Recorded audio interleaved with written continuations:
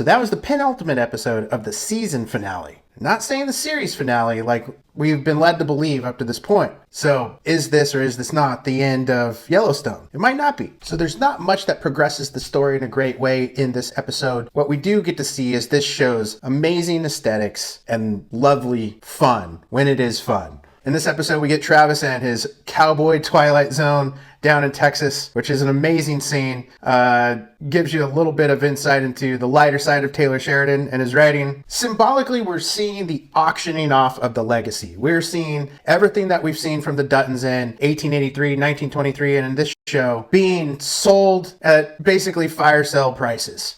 This leads Kayce, surprisingly, who's willing to literally walk off the land and leave it behind to devise a strategy for Beth to save the ranch. And in the final episode of this season, which may or may not be the series finale, we're going to see her last-ditch effort to save the Dutton Ranch. We're going to see John Dutton III's funeral, which will depict the death of the Dutton legacy if she doesn't come up with a way to save it. Now, I've mentioned before about this kind of theory of American empire or empires built within the United States. Usually in this sense of this American theory of empire, we think about the great industrial tycoons, where the first of his name establishes the empire, the second grows the empire to its height, and then the third of the name oversees the demise or precipitates the demise of that empire.